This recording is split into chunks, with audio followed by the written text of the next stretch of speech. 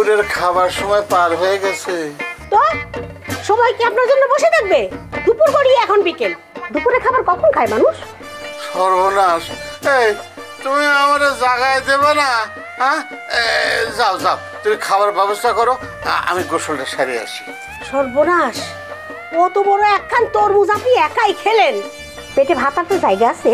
এই সুরমা, এই তুমি আমার ঘরের বউ হয়ে আমারে খাবার খোটা দিচ্ছ, এখনো তো মুখের রুচি কমে গেছে, খাইতে পারি না, খাইতে পারি না। সুবহানাল্লাহ, মুখে রুচি নাই তাও তো এক গামলা ভাত সাবার করে ফেলেন। মুখে রুচি না থাকলে আরো জানি কত কি হতো। এই আমারে খাবার খোটা দিবা না করছি, আমি কারোটা খাই না, আমি আমারটা খাই। আপনারটাই খান, খেয়ে তো বেহেশতের রাস্তা আপনি পাকা করতেছেন, সেই খেয়াল আছে? সারা রাত তো গড়বড় গড়বড় করতে থাকেন পেটের ব্যথায়।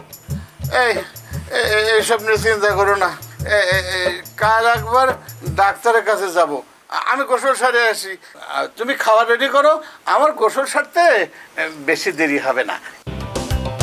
এই তোমার ছাল না পেঁপে আনতেছে, এই পেঁপেটা খাইয়ে তারপরে যাবো, ধরো করিটা ধরো। আব্বা, হ্যাঁ তারপরে আপনি যে গোসলে যাচ্ছেন তো না? হ্যাঁ, তো যা গোসলে যা। আব্বা পেঁপে আনিস, পেঁপেটা খায় গোসল করে আসি। ওরে আল্লাহ, কোনো অসুবিধা নেই, তুমি গোসল থেকে আইসো, সুন্দর করে আমি কাটতে রাখবো না তোমার জন্য পেঁপে। যাও না না, পেঁপেটা খায় গোসল সারে আসি। ওরে আব্বা, আমি আপনাকে ছেলে হিসেবে কথা দিচ্ছি, আপনি গোসলে যান, আপনার পেঁপে আপনার জায়গায় থাকবে না, কোনো অসুবিধা নেই, আপনি না আসা পর্যন্ত এই পেঁপে আমরা টাচ করছি না। যান, পেটের গন্ধে গোসল তো গাছে উঠছে, যান। যাই বাবা, যাও না তুমি,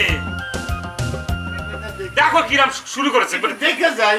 এই যে দেখেন, গাছ পাকা গাছ পাকা গাছ পাকা। যান।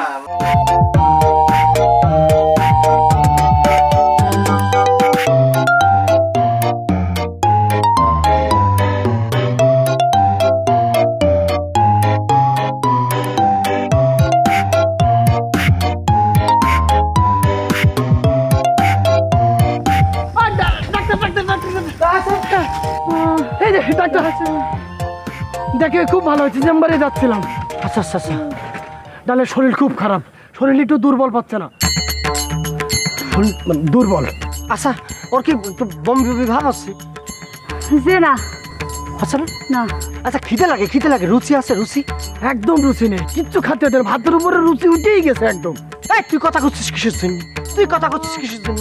আমি রুগীর সাথে কথা করছি, রুগী আমার কথার উত্তর দিবে, তুই কথা করছিস কিসের জন্য, উত্তর দিচ্ছিস কিসের জন্য? চুপ করে থাক, অসুবিধা নেই, আমার কাছে আসি পড়েছো, কোনো ধরনের কোনো টেনশন নেই, চিকিৎসা দিয়ে দেবো সুস্থ। এই যে কি চিকিৎসা দেবো? তুমি আমার সাথে যে ধরনের অ্যাটিটিউড করেছো, আদব কায়দা তো একদম নাই। এই যে আমি কইছিলাম না, আমার কাছে আসতে হবে, ডাক্তারের কাছে আসতে হবে, দেখিছো? দেখি আমি যে চিকিৎসক, মানব সেবা হলো আমার একদম ধর্ম, সেটা আমার করতে হবে। এখন হয়েছে কি, একটা ইঞ্জেকশন দিয়ে দেবো, সব ঠিক হয়ে যাবে নাকি? ইঞ্জেকশন? না না, ইঞ্জেকশন দিল না।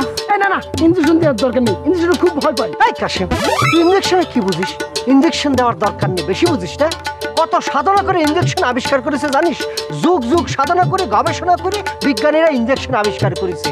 ইঞ্জেকশন অন্য জিনিস, ট্যাবলেট খালি পরে এটা পাকস্থলীতে যাবে, তারপর মনে করতে একটা প্রক্রিয়া হবে, হজম হবে, তারপর রক্তের সাথে মিশে রোগ বালাই ধ্বংস হবে। আর ইঞ্জেকশনটা রক্তের সাথে দেওয়ার সাথে সাথে ডাইরেক্ট অ্যাকশন, জাস্ট 1 মিনিটের মধ্যে ভালো হয়ে যাবে। কথা কম কম, জাস্ট রুগীর সেবা দিতে হবে, ভালো করতে ভালো করতে ওষুধ তো নেই।